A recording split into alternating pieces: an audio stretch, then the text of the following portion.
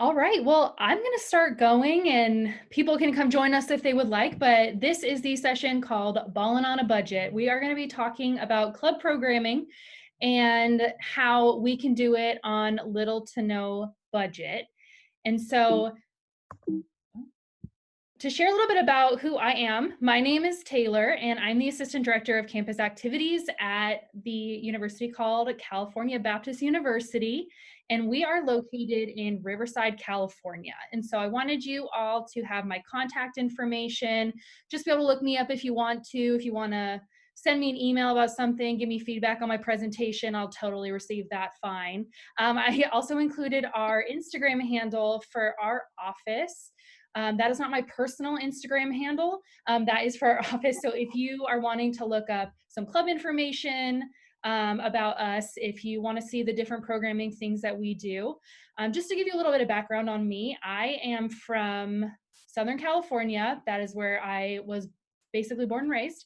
And I have been working at different universities. And so currently I'm at California Baptist University. I did the College Counseling and Student Development Program at Azusa Pacific University. And so if there are any CCSDers out there, hello, good to see you. Hit me up on email. It'd be fun to connect.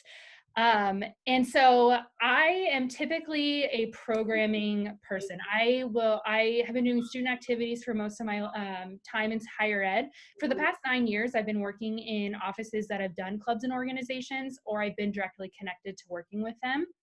And as we know, the COVID-19 pandemic has kind of flipped some things upside down. And so our person who was working in clubs and organizations is now doing another position, and then we haven't hired back that position yet. So I have gotten to learn and love a lot more about clubs and organizations over this past year.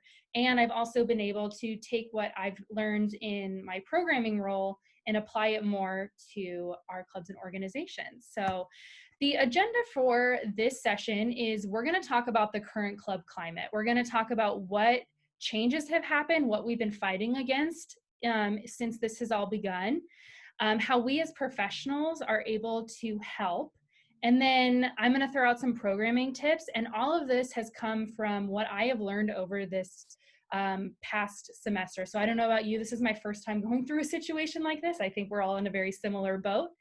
But then we're going to go into a discussion time. And my hope for this discussion time is that you can share the different things that are going really well at your universities, but you can also seek out the wealth of knowledge of people that are here right now in ways that aren't doing well. So this might take a little bit of vulnerability and sharing, hey, this isn't going well for me, but chances are someone else is saying, I'm glad someone else said it because this is how I'm feeling. So during that discussion time, if you could just share your name, what institution you come from, and maybe a little bit of context for your COVID-19 response so we can know what you're operating out of.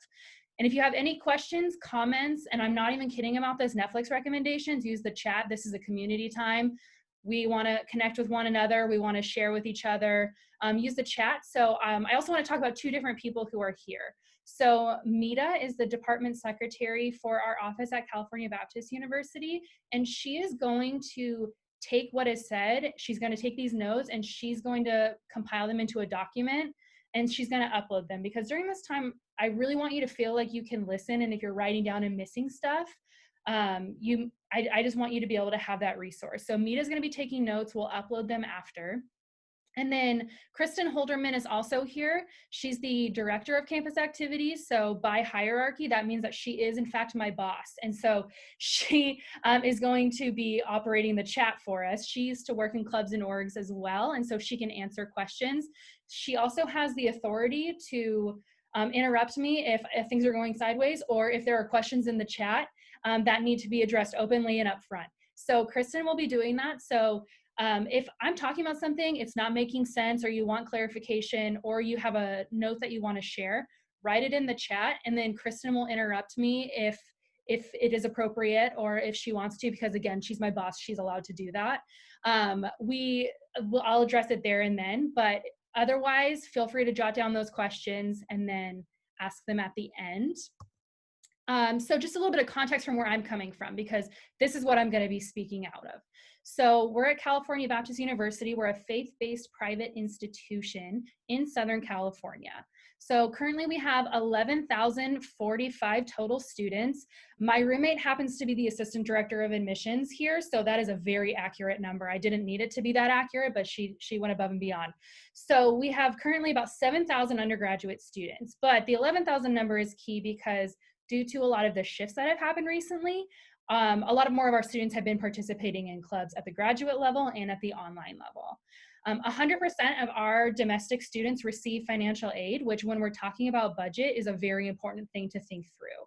So, and about 40% of our international students are receiving financial aid as well, which is very high considering the national average. So we do have a lot of students who are receiving financial aid in some regard from the university.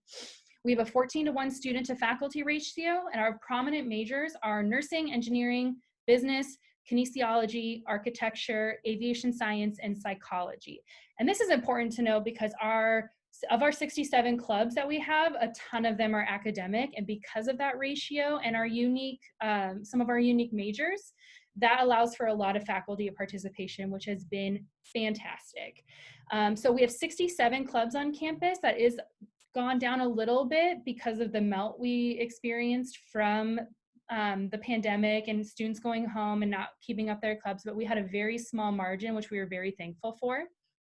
And then we are in Southern California, and as we know, there's global regulations, there's national regulations, there's state regulations, there's county. It's just so different. And I know that all of you are coming from very different regulations of the COVID-19 response.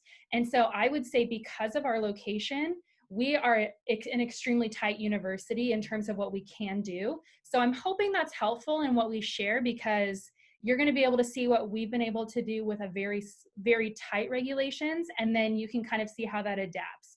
And we don't know how tight these regulations are going to stay or if they're going to get tighter eventually for our universities, because financially, we may see this replicate over and over, like for the next couple of years of having to deal with this and might have to tighten up. So while some of this might not apply to you now, there is a chance that years from now, like we could still be feeling the ramifications of this. So I want us to engage with this and think about it through our context, but also when you're hearing this information, know that it's coming very much from my context. So now I'm going to flip things around a little bit because I want you all to have the discussion questions that we're going to talk about before we get into the content, because I'm going to talk for the next like maybe 10, 15 minutes and share with you just some things.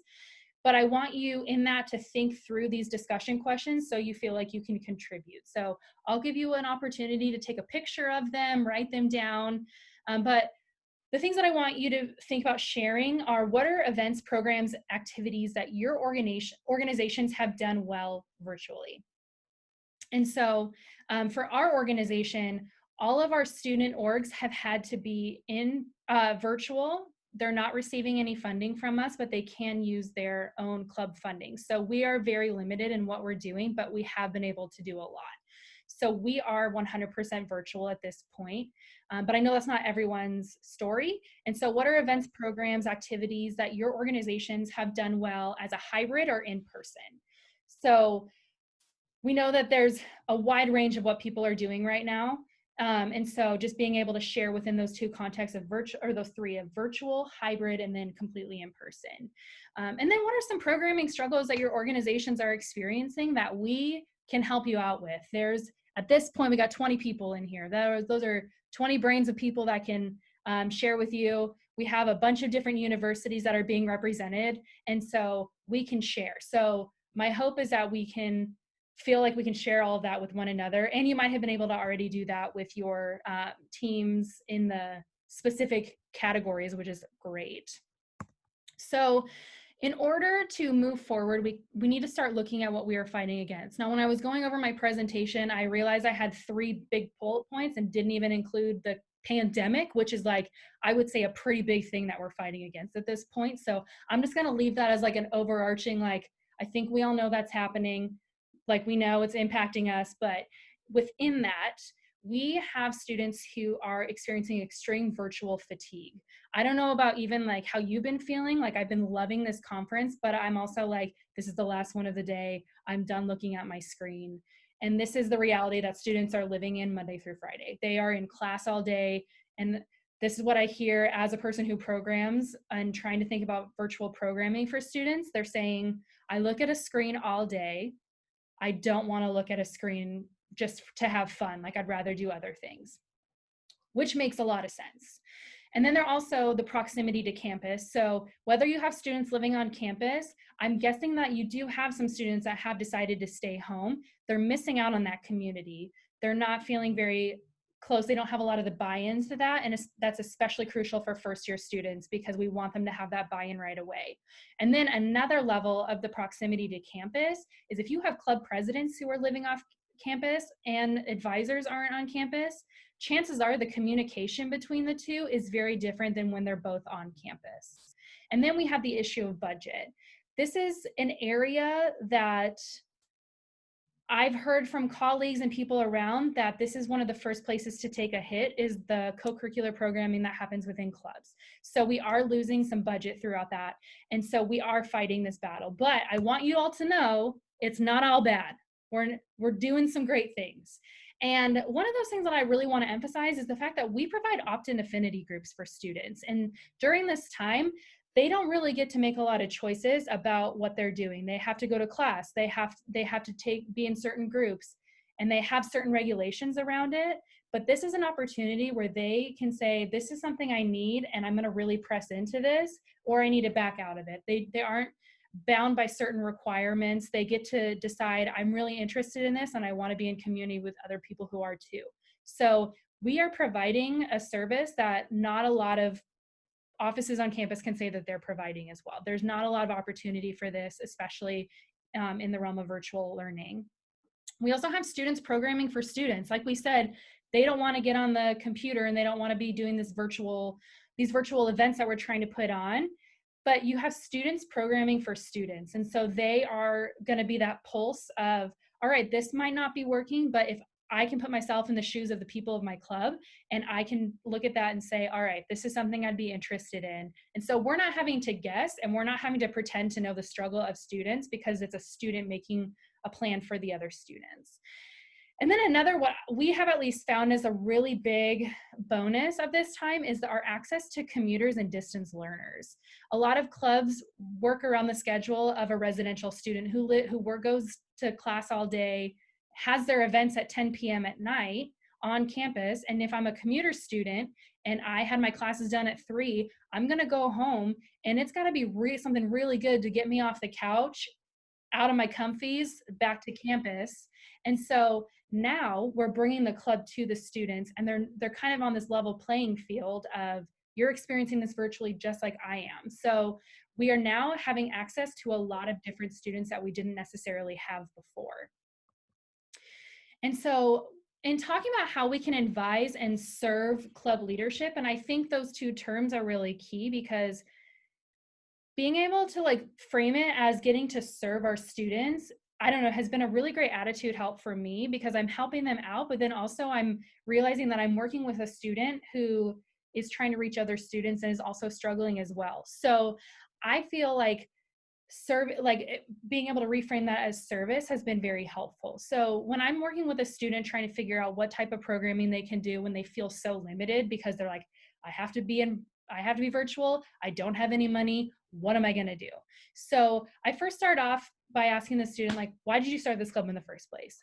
What is it to you? What's your path? And almost igniting it, in the realm of student affairs, Simon Sinek is our God. We love him. And his TED Talk, we're all about that golden circle. And we love it, we apply it, and yet it kind of goes out the window when things get crazy, right? So I think we need to reharness that in our own minds. And then we also need to be pushing it out to students because we assume that they've seen everything on the internet. And so I would honestly pass that along to them. And so The Power of Why by Simon Sinek is a really great way for them to reframe what they're doing. And then also helping them explain why their club is important to the campus and what purpose that serves as well. We also need them to think through the cost of programming as well. And so on a more practical level, when they're thinking through a program, they need to think through, are students going to have to pay to participate in this regardless if it's virtual or not? And do they have access to those supplies? And then also thinking through, like we said, are our club members, are they virtually fatigued? Is planning a program at this time, because it's midterms, maybe not as wise as like the week before when maybe they are really needing that community, or the week after when they're needing to celebrate. So thinking through that capacity as well. And then also asking the president, like, do you have the capacity to do this well right now? Because a lot of them are doing events, but I would argue to say, like, are you doing it well because you're not taking care of yourself and you don't have the time to do this well? So when you're planning an event for the next day and just throwing it together, encouraging them, which is our next point, is the idea of encouragement. So so you want to help them know, to let students know what they need, that this is something students need, even if they don't know that they need it. And a lot of them are going to be working really hard for students who are really stressed and might not get that positive feedback back, but just letting them know, like, what you're doing matters and what you're doing is important. And then I love this analogy of a bicycle, where like you're riding down a hill, you go downhill and you're picking up speed, and that helps propel you up the other side. So this is a metaphor I like to use with my students, is using the momentum of the downhill to propel you uphill. So they're going to put on programs that are absolutely going to rock it, and then they're going to put on programs that they're going to have two people at, and they're going to be like, why do I do this? Why do I bother? But when they do have those great events, really encouraging them that they are doing something that's worthwhile, and using that momentum and telling them, hey, reach out to people, use this momentum, because it's going to push you up when things are getting hard. So I'm going to give you programming tips that I have learned over this past semester. And I don't know about some of you guys, but I have been working with these students and they tell me these ideas, and I think, just like students, I was feeling a little apathetic. I was feeling a little frustrated and nervous about just like, our clubs are going to fall apart. No one's going to want to be a part of them. And I knew that was just like this internal struggle I was having. And then I would have these students come to me and tell me like their events that they were doing and the attitude they were having and the excitement that they built. And I was like, I don't know, I'm going to cry. But it was amazing stuff. And so our clubs have actually done a really great job of programming in the chaos. So I'm going to use some of the things that they have done to share with you some ideas. So encouraging club collaboration. So this was an event that was put on by our Disney club, because we are in close proximity to Disneyland, which is not very helpful to the Disney club right now because it is very much not open.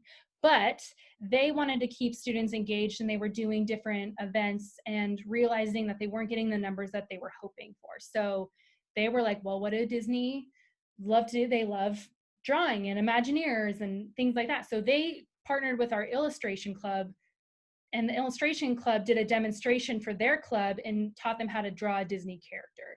So this was a chance for these students. It was free. Everyone just had paper, a pen, but these two clubs joined forces and got buy-in on both ends of the clubs and worked together and put on a really free event that was really great for all of them.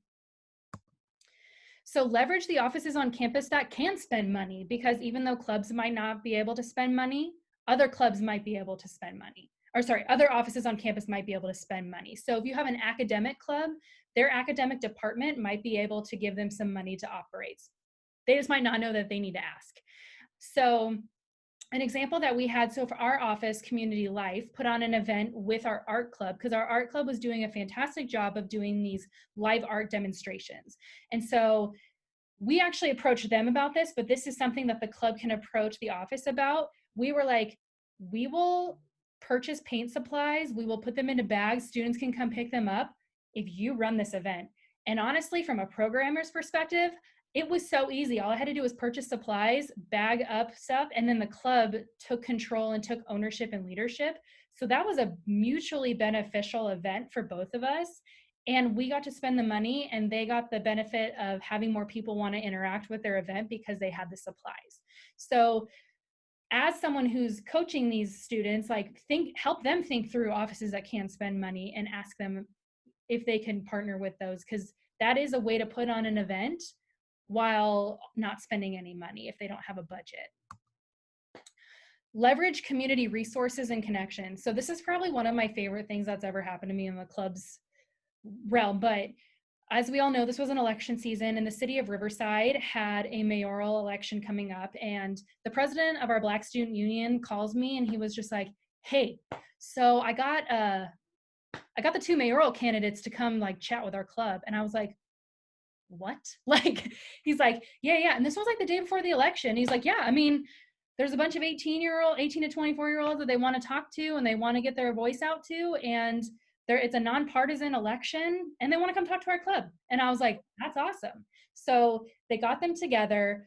They had a good conversation. Students got to ask questions. And so afterwards I followed up with them and I was like, "Hey, like, how did this happen? Like, how did you know that you could access them?" He goes, "I don't know. Like, I'm on the school board with, or I go to the school board meetings with this guy. Like, I go to church with her." Like, he just had these very basic relationships, but he utilized them. And so I don't think we're getting our students to really think through their community resources and connections. And a lot of them have internships that they might know people. And we have people who are wanting to get their message out and their voice out and want to serve clubs as well. So having them leverage those community resources and connections. And then thinking through what the current need is. And with a current need, it might not always be directly related to what their club is, and that's okay. Like, we do want them to honor the mission of their club, but sometimes that mission can be put to the side in order to meet the needs of the students. So for example, our aviation science club was meeting every other week, and I'm on the phone with their president and she's telling me they need more, they want more, this connection time has been really good for them, but they need it on a weekly basis. And we have a professor, because we are a faith-based university, a Christian university, who is willing to put on a Bible study for our students. It doesn't necessarily have to do with flight, because frankly, like, planes didn't exist then. But we want to have a meeting and we want to meet and do a Bible study every other week on the off weeks of our things. I was like, that is fantastic. That's amazing. Make this happen. But what the current need was that they needed that time where they weren't thinking about their academics and where they could sit down and be unified around that one event. And then you also think through what the future need is. And we have a ton of health sciences clubs on campus that a lot of these students are going to be going into graduate programs. And this is a very easy event to put on that's free, because a lot of universities are located or have on campus a different unit, like a graduate school or anything like that, that admissions reps could come or virtually be available to the students to talk through, all right, in the COVID-19 pandemic, our admissions requirements are a little bit different, and here what they are. And these people are going to spend their time and they're going to work around club presidents' schedules in order to make this happen, because it is, like the other event, mutually beneficial.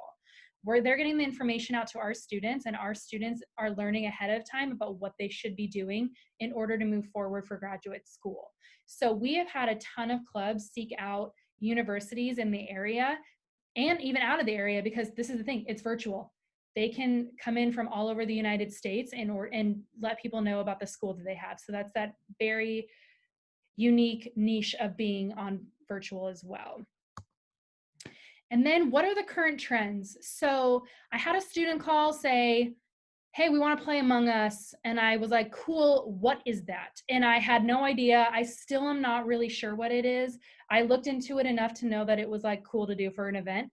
And they were like, "This is a really, really popular thing that's going around right now, and it does build community virtually." So they did a night of that of their club. So really thinking through like, what's the current trends? Like, what's cool right now? Because as someone who just celebrated the 9th anniversary of my 21st birthday, I don't know what's cool anymore. And I really thought I could hold on to that. But we get to that age where we just aren't really up with the trends as much. So really pressing into our student leaders and asking them, what are the current trends right now? This was one of my favorites. Lean into the season. We just came out of a time where it was pumpkins, pumpkins, pumpkins all day, all day, all day. So our nutrition club thought, okay, well, pumpkin is something that is not only decorated with, it's also something that's consumed over this holiday season. So they really pressed into the seasons and said, we're going to do a decorating event, but we're also going to teach you about the nutritional value of pumpkin and what that looks like. So it was this really unique situation, and all students had to do was go purchase a pumpkin if they wanted to, but there was also that free option where they could come just learn. So leaning into the seasons, right now we're in a perfect season where a lot of students are doing Christmas parties, but helping them frame what could this also look like within your mission as well. And then lastly, leaning into current events. So our Spanish club has been doing a monthly book club. This has helped a lot with virtual fatigue because they're only meeting once a month, but in between they're texting each other about what they're reading. They're reading different chapters, and they're reading about something that's current and applicable to their school, to their club. So right now they're reading a book on immigration, and then they're coming together and discussing it. And so one of the officers of that club has been hosting a monthly live where she answers questions. People can come in and chat with her about what that looks like. But things are happening constantly, and college students are very aware of it. And so the more we can encourage students to know what's going on and plan events around that that are free is very helpful as well. So those are kind of some things that my university has been doing in terms of like clubs. This is all basically free, or it's been costing $5 or less for students to participate in. So we are now going to jump into a discussion time. So this is where I got to share with you a little bit about what our school has been doing in terms of events that have been going really well. So this is your chance to share as well, but I am going to stop sharing my screen so that we can all see each other. And then we can kind of just like jump in and share some ideas that we've been having. But also feel free to share some struggles and, hey, this is where we've been kind of lacking. Does anyone have anything? And I've been doing this for a while, but I'm guessing there's people in here who have been doing this a ton longer than I have. So just because I'm facilitating it does not make me the expert. So jump in if you have any advice as well. So I'm going to stop sharing. Excellent. So does anyone have anything, any questions, any ideas, anything that they would like to share about their programming?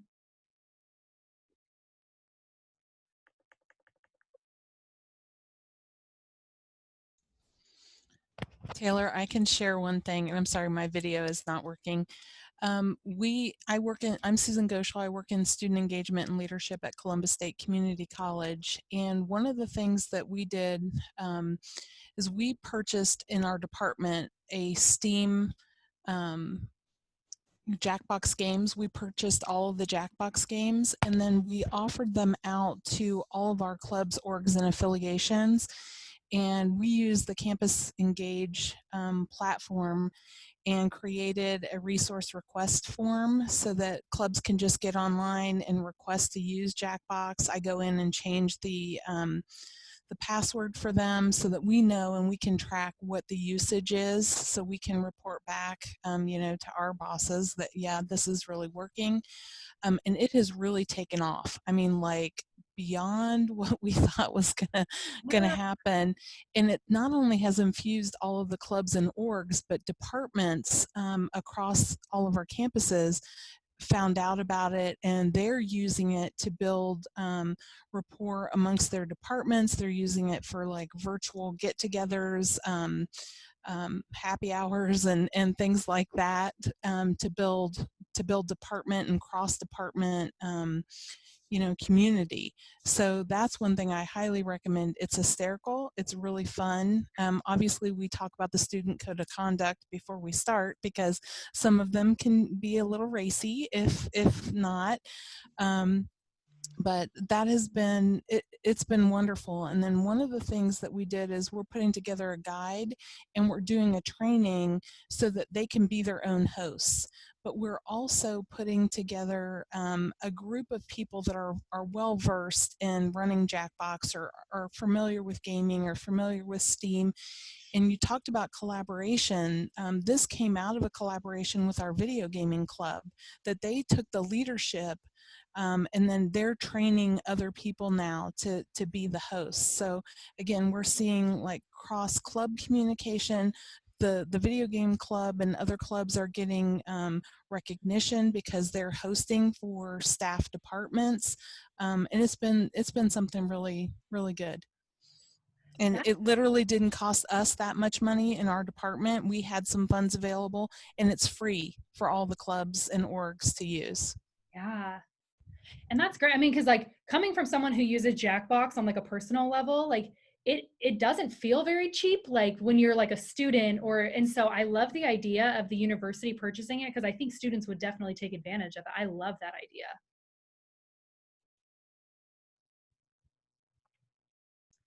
The other piece is they can run it on whatever platform they are comfortable with. So if student engagement hosts it, we do it on Teams because that's one of the parameters that we're given. But student focus groups, they can run it on Zoom or Discord or whatever it is they're comfortable and that they regularly use. Oh, that's perfect. Yeah, I've been hearing a ton about Discord, and also I would be curious if anyone has any thoughts on using Discord because it seems to be the platform that I know the least about, but is used the most. So,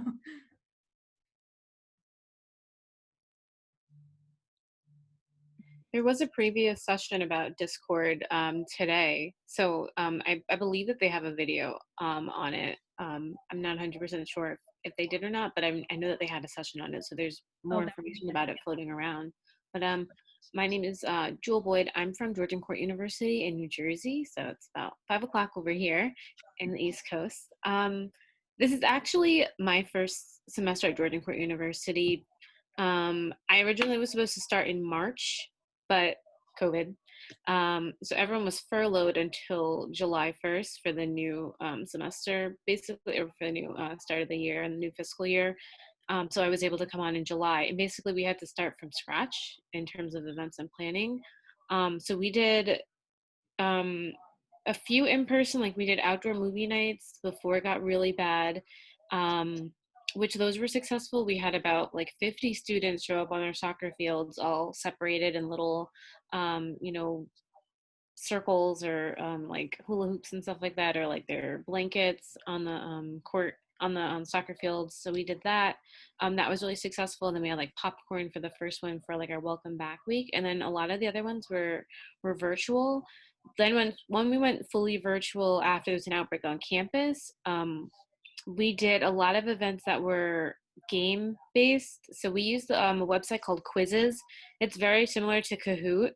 Um, and on quizzes, we did like we have a student, his name is Wheezy, so we had Win It with Wheezy, and we did a finish the lyrics event. So it was like where you would finish like a specific song lyric. We did a Harry Potter, Game of Thrones, pop culture and Vine and TikTok, so things like that. It's a lot different because it's working with Gen Z students. Mhm.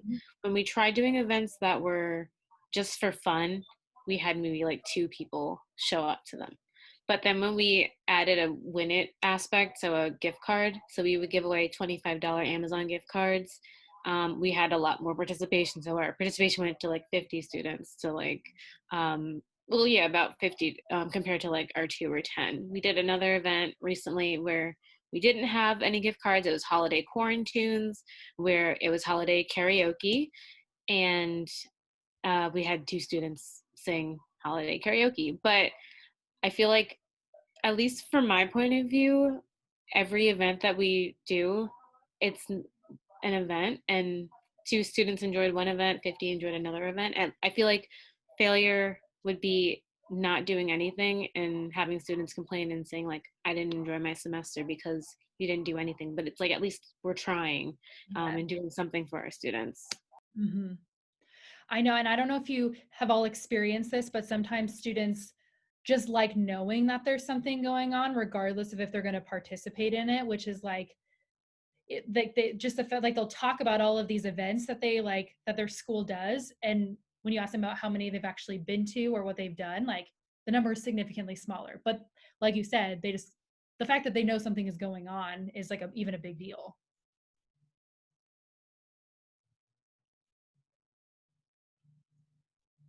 Anyone else doing anything great, worthwhile? Are any of you being able to operate in person? Okay, that's great. Sorry, Sabrina, I cut you off. I'm not going to take credit for this. The students did it, but I work at Pepperdine University, and our Black Student Association does this really cool monthly movie night where they allow we also use the Engage platform, so they're utilizing the RSVP feature, which makes me super happy.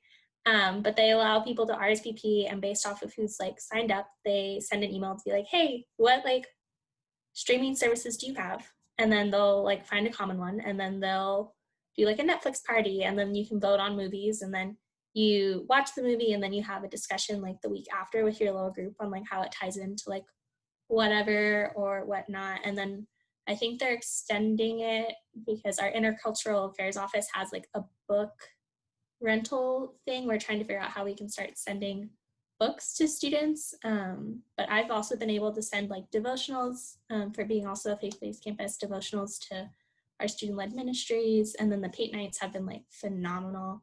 Yeah. Students, especially for our international students.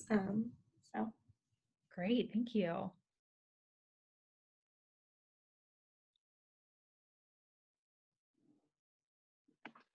Hello, everyone.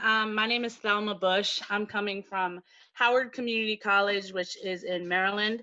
I know for us, we are completely virtual, so no one is even able to step foot on campus, rarely. So we've had to get really creative with our events because we can't even do things where we distribute, supplies and stuff to students because no one can come to campus. So we got in touch with a vendor, and this was an event I specifically did, and it was a paint social, but we had the vendor send paint kits to students who signed up pre-advance.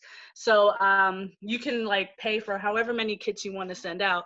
And we sent out about 30 kits for students. And then, they get their kits, and then about 2 weeks later, that's when the actual, tutorial happens. And we had pretty good successes with that. Pretty much everyone showed up who got a kit. I know it's always like, you might get a kit, but you might not show up. But we had about everyone show up, so that was really neat. And I know for us as well, we're doing game stuff, which I know a lot of people have mentioned as well, like Kahoots, trivia games. We have utilized escape rooms as well, so virtual escape rooms, and we're working with vendors for that. I'm trying to think of what else has been good for us. Our student programming board has done like recipe tutorials as well, where we get someone from our culinary department to actually record them creating a recipe, and students can then tune in, and then the recipe gets sent out to everyone who tuned in. Yeah, I think that's pretty much all that we've been doing. But of course, just trying to do a couple other things here and there as well. Yeah.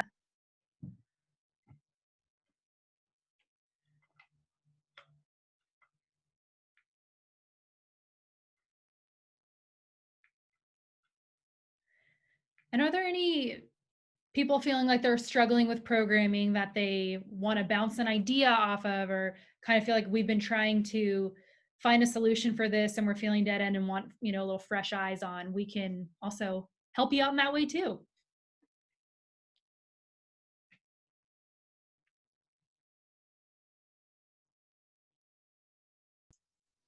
I just have a lot of clubs coming to me asking, what can we do to keep our students engaged? And it's a real challenge. I mean, I share with them all the ideas. Like, that's one of the reasons I came to the conference today, was to learn from everyone else what's happening. And Thelma, I loved your idea about doing the hospitality. We have a huge hospitality school. And doing the cooking class. And so we've been talking about partnering. We also have a food pantry because we're kind of an inner city school. We're a commuter campus, and on community colleges, a huge portion of our population are food insecure. So working on getting the food pantry to put together boxes of the ingredients, and then teaching how to create, a meal out of those. It's still in process, but it's something that we're working on. We are doing kind of like you talked about the painting classes, but doing like cookie decorating, so that it can be for any, whether you celebrate Christmas or you don't, it's very inclusive. We recently, our department, it wasn't a student org, but we obviously focus it on our student orgs and try and get as many of them to attend as possible. We had our collegiate leadership conference, and we worked with our bookstore because the same thing, nobody is allowed on campus, not staff, not students, no one. Our bookstore helped us by putting together the swag bags and sending those out to the pre-registered the people that had pre-registered, and we included in that DoorDash, so that it was kind of a dinner and learn, kind of like we used to do a lunch and learn, but our annual CLCO always was a Friday night and we had a dinner. So we tried to reinvent it and yet keep with some tradition. And I'm telling you, those DoorDash cards went over so well. So that was something else that, you know, we're trying to figure out, because a lot of students love food. So we're trying to figure out how to incorporate food as much as possible. And we've been using Amazon, and then sending out things via Amazon, because again, it's no contact, and it just depends on how much budget you do have or don't. And let me just tell you, we're on a limited budget, but we're going to use what we have because they're going to take it away anyway. So you know, we're spending it while we got it. So just sending out things like, you know, from Amazon Pantry or just anything like that. We've been trying to think about, you know, they've been having snacks during meetings, and it's, I mean, it's very well received and they really appreciate it. And again, food is kind of the universal connector. So it's still a way to be in community with one another. Mm-hmm. And Susan, I also like that you're saying like, okay, we have this in the process, but it's not quite there yet. But I think where, I mean, at least I'm feeling a struggle at CBU is like, we're about to go in and do this again. Like we had virtual like events, like things happening like that. And unfortunately, things are not getting better, and we're having to have similar regulations. And I like am like not looking forward to having that conversation of, by the way, remember last semester where you like felt like you kind of barely made it, like we're about to do that again. But I think having those events and those things that are ready to roll out in the spring are going to have this like renewed sense of, okay, it doesn't have to be exactly the same. There are new ideas. We're not just kind of replicating the semester. So I really like that you have new inventive things that are coming up for students, especially if you are planning on having a second semester like the one we just had. I just got an idea, and I'm sorry if I'm talking too much, but when you were talking and somebody else shared that we have students planning for other students, and I'm sorry, I don't remember who it was that said that. But what if we all created a program, an incentivized program, where the students in our student orgs came up with things, and everybody that, you know, submitted ideas got entered into a raffle or something like that, because then students themselves would be generating ideas. Obviously, it's something that's of interest to them, so we could then implement it. That's a great idea. Yeah, I think combining a lot of what people have been saying too about the whole gifts are really what get people there, like assessing students and being like, what do you want this to look like and what do you want to see? That's a fantastic idea. Yeah, I just want to chime in again. At Georgian Court, what we did, I live on Excel. I love spreadsheets and I love collecting data. And so we use Qualtrics, and I pushed out a survey, which I really should have done actually in the beginning of the semester. Was I asked them, like, for Monday through Sunday from 10 a.m. to 9 p.m., what are the best days that you're free? Because a lot of students have different times, if they're athletes, if they're nursing, if they're bio, if they're chem, whatever. So from that, we use that to kind of give ourselves a baseline of when we should host all of our events, and the best days, because surprisingly Sundays were actually better than Mondays or Tuesdays. And sometimes like the days that you think wouldn't be actually the best, they were. And then also, like, there are some just gaps in between the dates for different students, but we couldn't please everyone. But from the feedback that we got, it definitely helped us in terms of our programming, which was really beneficial and really great for us to use. And my programming board of students that I work with, we actually like already pretty much for the next semester have all of our events planned out. And so they said that they wanted to do like a Instagram challenge with their pets, and they have to every day is a different day. So Monday is like crazy hat day, and Tuesday is spirit day, where you wear like your school colors and things like that. So like finding different ways to get students involved and to get them challenged and stuff like that. And then for the winners of it, we're gonna like decide, like the programming board, we're gonna like choose the winners. And a few other ones that we thought of were March back to the 90s. And so that's going to be in March. And so every day is going to be a different decade of the week. And so like Throwback Thursday is going to be like a different day. And then like Tuesdays are going to be like the 60s. So if you can try and think of like different themes like that. And then also I think Neon Entertainment has like a 90s bingo or something like that. So we're going to do that. So those are just a few of the other things that I just wanted to mention too. Oh, those are great. I would do those. Like I'm loving these ideas. And I think like the fact that your theme days and your Instagram challenges are student initiated is something that goes really far too. We've tried to do some of those, and I think when it's just initiated from the staff level, it just doesn't have the same appeal. And so I really like that it's your students pushing that forward.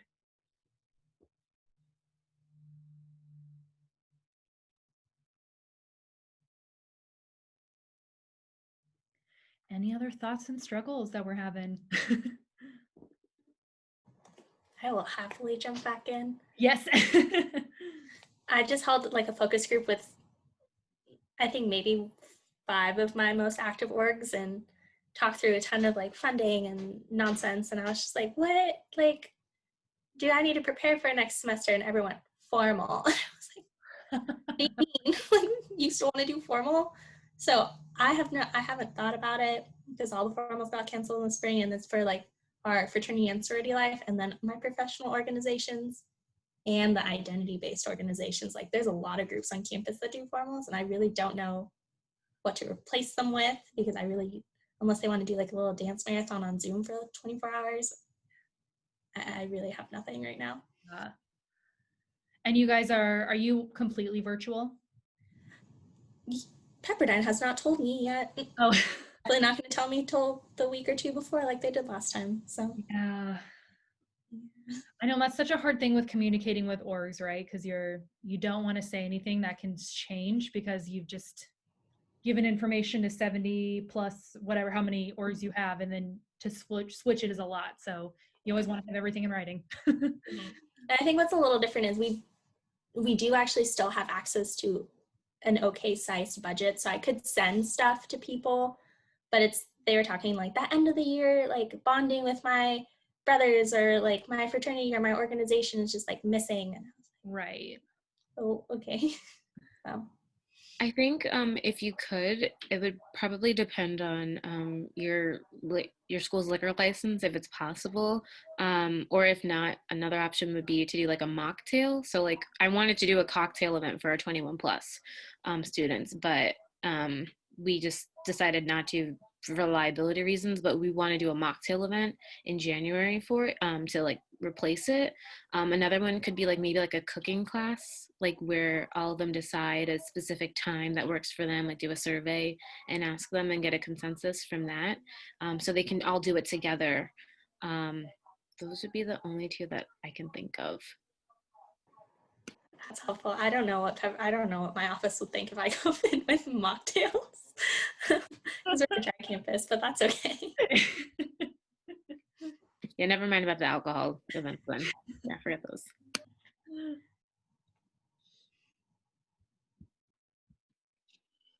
Kind of in the line of like tradition that students are missing out on. Obviously, we weren't able to have a homecoming or homecoming court and royalty, which is really big for our student orgs. So I had some students approach me about that. So I haven't quite put it together yet, but I plan on putting together a proposal for a spring spirit week. And my ideas right now is to involve the residence halls and the different departments, because we are in person mostly at Fairmont State in West Virginia. I forgot to mention that. So they're really pushing for in-person as much as possible, but they're still live streaming classes when available. Anyway, so we're going to have like all the different departments on campus, and the residence halls decorate for like Fairmont State Pride, And then I'm gonna do like a social media competition for the homecoming court, like royalty people, where the orgs can still nominate a member to be in the homecoming court, and they have to do like different social media challenges throughout the week of like posting a picture of them in their favorite spot on campus, or posting a picture of themselves with some Fairmont State gear on or something like that. And then I'll probably record some kind of like virtual do some kind of like virtual photo shoot or video snippet where I'll have them come in like separately so that they can not be around a lot of people and still socially distance and stuff. But and then post that on our social media to get them recognized. And then I also want to connect it with the athletics departments and have like fireside chats with the coaches, because we have these little fire pits that we usually have for homecoming and like welcome weekend and stuff. So I was thinking of them placing them around the parking lots and just having like a coach at each one. And so you can like meet the coach and talk with the team around the fire pits. So that's my vision. Like I said, it's a work in progress, but I think that in the future, this will be able to be a new tradition. We'll probably move the like homecoming court royalty idea back to homecoming if it's back in the fall, but we can still have like a spring spirit week where we get everyone kind of, again, just like together, bring them together, show their school spirit, tie in different areas, like I said, involve the departments, involve the residence halls, involve athletics.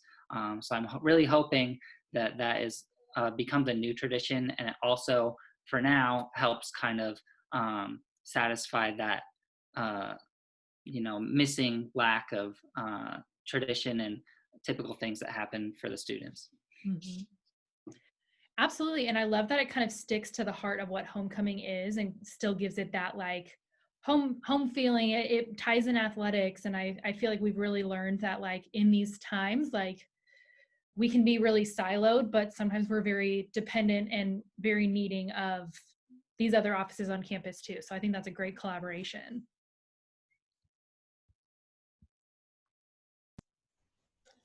I wondered if any of you have done alternative spring break, because I'm trying to come up with ideas for virtual alternative spring break and use that to tie in to our tiered funding for community service for our clubs. And I was just curious, I was hoping all of you could share any ideas you might have, because I'm starting fresh.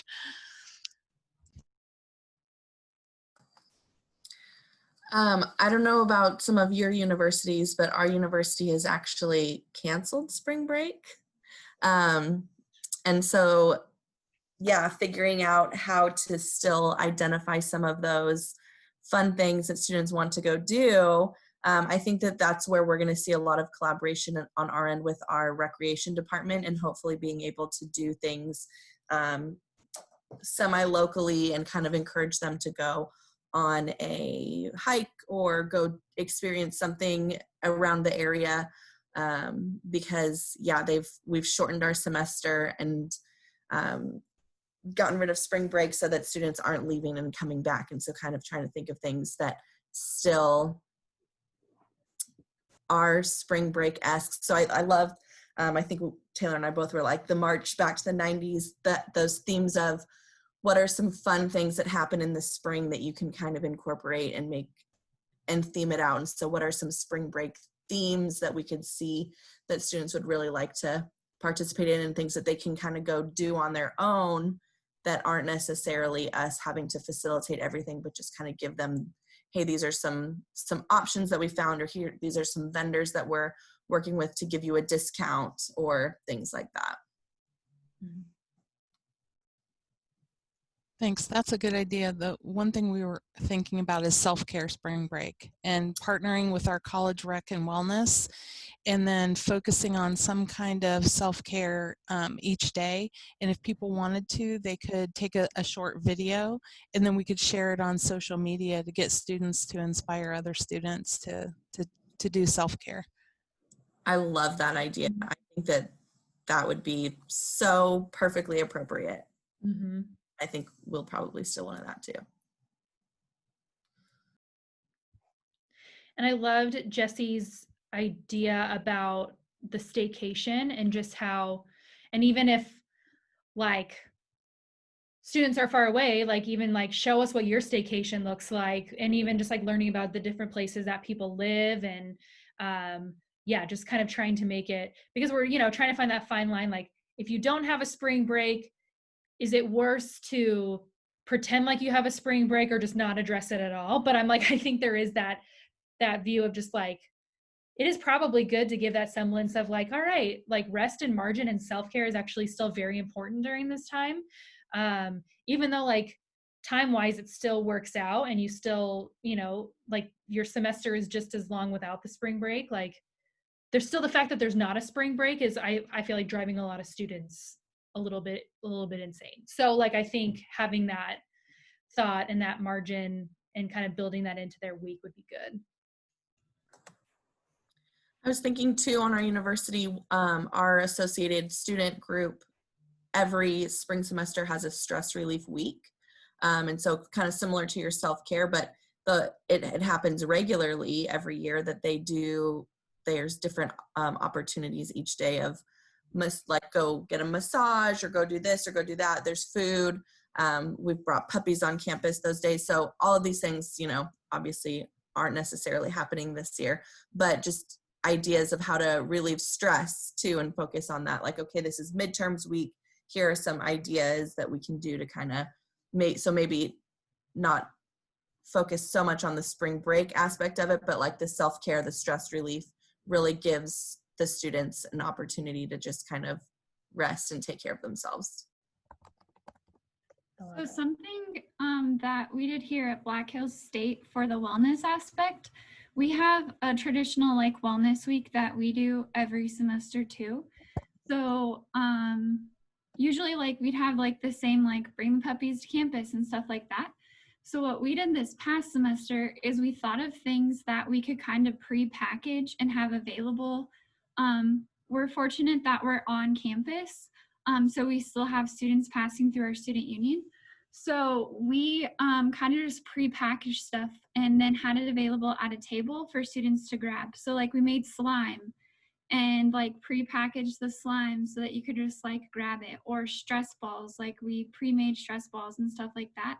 And that went over really well. But then for the spring break part, something our student senate does is called adventure weekends, where they just come up with something in our area.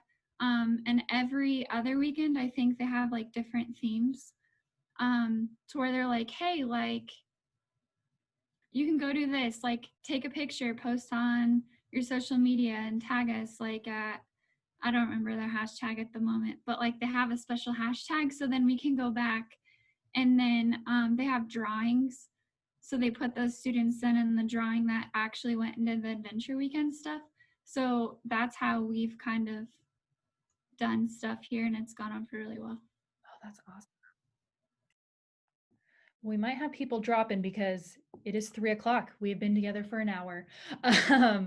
But I have really enjoyed just getting to hear from you all and the ideas that you've thrown out. I know I definitely have some things that I could take away, and I hope you all do too. But we're going to try to compile the notes of stuff that was said and then upload it with the recording as well. I've included my email in the chat. If you have any questions, any follow-up, anything you want to know, yeah, so feel free. But thank you so much all for being here, and I hope you had a great just conference in general. So yeah, have a great night.